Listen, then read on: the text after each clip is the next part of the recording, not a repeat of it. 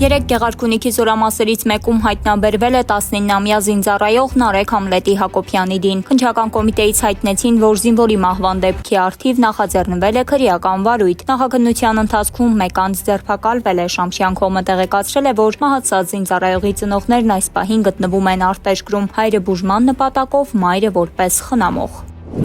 Փաշինյանին քննադատելու եւ նրա հասցեին հնչած քննադատությունը ողջունելու համար տիկտոկյան հարթակում հայտնի գործիչ Հայկ Եղյանի նկատմամբ կիրառվել է տնային կալանք 2 ամիս ժամկետով Պանորամա AM-ին։ Եղյանի պաշտպան Ռոման Երիցյանը հայտնեց, որ որոշումը կայացրել է Սևանի դատարանի դատավոր Արամ Մարտիրոսյանը։ Պաշտպանը դեռ չի ստացել դատարանի որոշումը ստանալուն պես կբողոքարկի։ Հիշեցնենք, որ Հայկ Եղյանի նկատմամբ նախաձեռնվել էր քրեական վարույթ քրեական օրենսգրքի 297-րդ հոդվածի 2-րդ մասի 3-րդ կետով որը կատարվել է տեղեկատվական կամ հաղորդակցական տեխնոլոգիաներն օգտագործելով։ Եղյանին մեղադրանքի առաջադրվել միայն այն բանի համար, որ վերջինս տիկտոկյան հարթակում ծափահարել է եւ մեկ անգամ բրավո է ասել Նիկոլ Փաշինյանին կոպիտ վիրավորանք հասցրած անձին։ Հայկը նաեւ կոշտ քննադատական խոսքեր է ասել Նիկոլ Փաշինյանի հասցեին, վեհապարին ու սրբազաններին պղծության մեջ մեղադրելու համար։ Պաշտպանի խոսքով Հայկն ունի կալանքի հետ անհամատեղելի մի շարք հիվանդություններ, ստանում է բժշկի դուրսգրմամբ տրամադրվող հատուկ, այդ թվում ցավազրկող ու հոգեմետ դեղեր։ Ազատված է զինվորական ծառայությունից, բնակվում է առանց ծնողների գյուղում կնոջ եւ առաջին կարգի հաշմանդամ տատիկի հետ, հանդիսանալով վերջինիս միակ խնամակալը։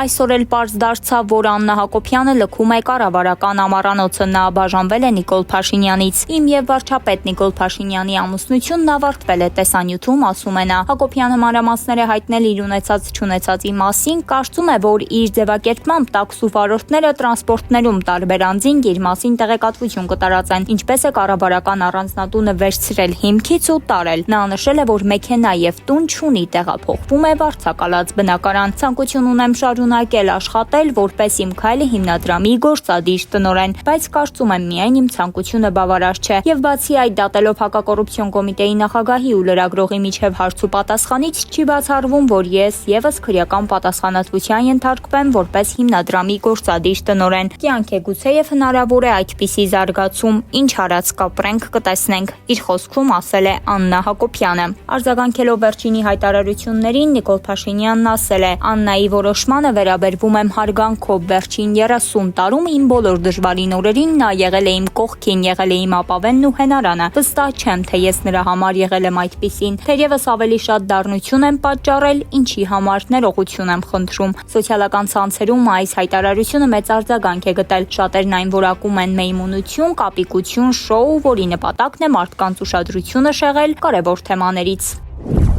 Այսօր լրանում է Ադրբեջանի կողմից իրականացրած Սումգայիթի ջարդերի 38-րդ տարելիցը։ Հայաստանի Հանրապետության արտաքին գործերի նախարարությունը հայտարարություն է տարածել դրա կապակցությամբ, նշելով, թե Հայաստանի Հանրապետությունը պատասխանատու է անսասան աշխատել հաշտեցման ու երկարատև խաղաղության համար։ 1988 թվականի Ադրբեջանի ԽՍՀ ուժերի կողմից կազմակերպված Սումգայիթի կոտորածների զոհերի հիշատակի այս օրերին մենք հարգանքի տուրք ենք մատուցում հարյուրավոր սպանված հայերի հիշատակին։ Մոտ կես միլիոն մարդ բռնի տեղահանվել է։ Հիշողությունը միայն անցյալի մասին մտորելու մասին չէ։ Այն վերահաստատում է մեր համատեղ պատասխանատվությունը պաշտպանելու մարդու իրավունքները, մերժելու ատելությունն ու ատելության խոսքը, բոլոր դրսևորումներով միաժամանակ անսասան աշխատելով հաշտեցման եւ երկարատև խաղաղության համար, ասվում է ԱԳՆ-ի X-ի միկրոբլոգում։ Ադրբեջանի արտգործնախարար Ջեյհուն Բայրամովն էլ երեկվա կապակցությամբ ասել է. Այսօր մենք խոսում ենք խաղաղության մասին, այդ գործընթացում բոլոր նախաձեռնություններն ու առաջնորդությունը եկել են Ադրբեջանից։ Միաժամանակ չենք մոռանում մեր պատմությունը։ Հիշեցնենք, որ երեք Ադրբեջանի նախագահ Իլհամ Ալիևը տիկնոջ եւ ընտանիքի անդամների հետ Խոջալույի հայտնի իրադարձություններին նվիրված հուշարձան էր բացել, տեղի ունեցածը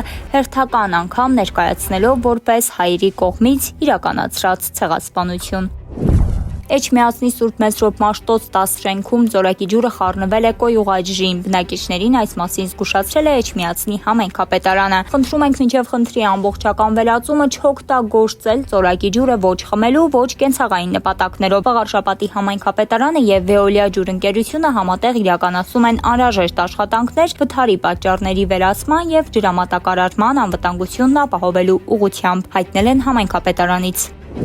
Վրաստանը ժամանակավորապես փակել է Հայաստանի սահման տանող ճանապարհներից մեկը, խոսքը վերաբերում է Նինոց-Մինդա-Բավրա անցակետ տանող ճանապարհին։ Վրաստանի ավտոճանապարհների դեպարտամենտի տվյալներով Փարավանի լեռնանցքում բոլոր տրանսպորտային միջոցների երթևեկությունն արգելված է, պատճառը ձնաբուքն է եւ ցածր տեսանելիությունը։ Սահմանափակումը գործում է Կոդա, Փարցխիսի, Մանգլիսի, Ծալկա, Նինոց-Մինդա ներպետական նշանակության ավտոճանապարհի 94-ից 110-րդ կիլոմետր հատվածում։ Հիշեցնենք, որ փետրվարի 26-ից տրանսպորտային բոլոր միջոցների համար փակ է նաև Վերին-Լար ստանող ճանապարհը։ Այս եւ այլ մանրամասներին տեղեկանալու համար հետևեք Պանորամա AM-ին։